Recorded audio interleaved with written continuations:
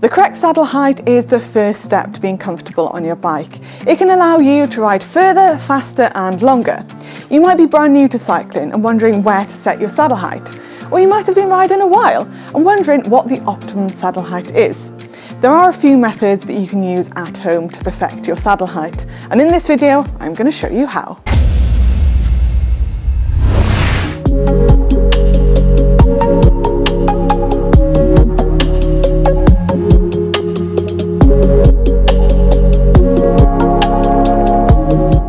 Signs that your saddle height is wrong. If your saddle height is too high, you might find yourself rocking from side to side in order to pedal. Basically, if you're having to stretch to reach the pedal, your hips will start to rock, and all that movement on the saddle is likely to make it a lot less comfortable, and it might give you some lower back pain too. If your saddle is too low, the angle of your knee joint will be very tight at the top of the pedal stroke and at the bottom of the pedal stroke too. From the side like this, your knees and your hip joints will look very compressed and it could be giving you sore knees. Both of these situations are also inefficient, so as well as being less uncomfortable, you won't be getting the most out of yourself.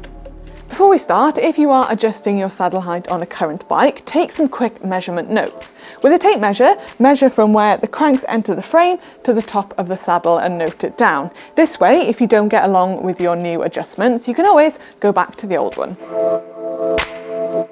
It's also a great idea if you can persuade a friend to take some pictures and videos of you, some from the side and some from behind, so you can review and get a better perspective. When setting the correct saddle height, be sure to wear what you'd usually wear on a bike ride. That includes cycling shorts and cycling shoes. Something like this. That's better. Make sure your bike is static and level. If you do have an indoor trainer, this is going to make it a lot easier. But if you don't, you can always lean up against a wall or get a friend to hold your handlebars for you. The two most common methods of measuring are the heel to pedal method and the Le Monde method. And we're going to start with the heel to pedal method. Sit on your bike and place your heel on the pedal. Rotate the crank arm to 6 o'clock and it should be in line with your leg. Your leg should be locked out, but your heel should be still on the pedal.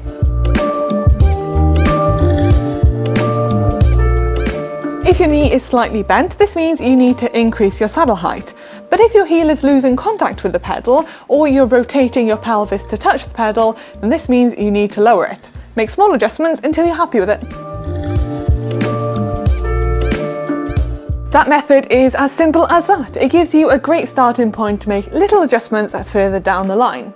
The next method is the Le Monde method, named after the legendary US racer in the 80s and the 90s. And this involves measuring your inseam. You'll need a tape measure, a fairly large book or something with a straight edge, and ideally a helper, but you can still do this one on your own. Stand against the wall in your cycling shoes. Then place the book in between your legs and bring it up to the inseam. Then you can get your helper to measure from the ground to the top of the book or straight edge. You can do this yourself by placing a little pencil mark at the top of the book and then measuring that. To set your saddle height, you want to multiply your inseam measurement by 0.883. So my inseam measurement was 75.5, so if I multiply that by 0.883, I get a measurement of 65.5. Then to set the saddle height, you want to measure from the centre of the cranks to the top of the saddle. Both these methods will get you in the right ballpark, but there are some of the factors that might move your optimal position up or down a few millimetres. For example, how long your cranks are, or if you pedal with your toes pointing down slightly. Now that you've dialed your saddle height, you should also factor in fore and aft, which can be adjusted by moving your saddle along the rails. The ideal position is to have your knee directly under the pedal spindle when you're in the 3 o'clock position. You can easily adjust this by undoing the bolts under the saddle and sliding it forwards and backwards. To measure this, you're going to need a plumb line. This is my very fancy DIY one. You can use pretty much any fairly weighted object on the end and a piece of string. Sit on your bike and place your cranks in the 3 o'clock position. Take your plumb line and place it at the very front of your kneecap, and then it should drop to where the crank arm meets the pedal. Now, many road riders these days will ride with a very stretched out position, so you might find that their knee is slightly in front of their pedal, but this again is going to get you in the right ballpark. In fact, it's easier than saddle height to know when it's wrong. If it's too far backwards, you'll constantly be sitting on the very end of the saddle, and if it's too far forwards, you'll constantly be wanting to push yourself back on the saddle. Lastly, you can set the angle of your saddle. If you find yourself constantly slipping off the front of the saddle, it could be because it's been pointed down slightly. And if the nose is pointing up, well, you're probably going to know because it's going to be rather uncomfortable. Having your saddle level is a great place to start. Some people do like to have it tilted down, but it should be just a gentle tilt. When you do change your saddle height, make sure to take a basic multi-tool out on your next few rides in case you need to do some fine-tuning or adjusting. It could feel great on the static trainer, but once you get out on the open road, it could be very different.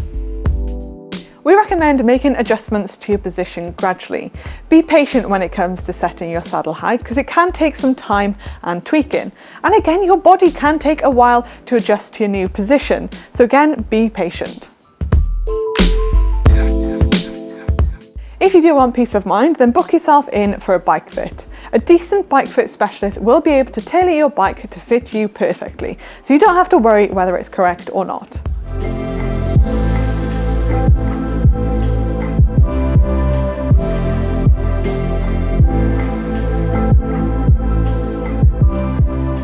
That's it on how to set your saddle height from home. Hopefully next time you're out on your bike, you'll be sitting comfortably.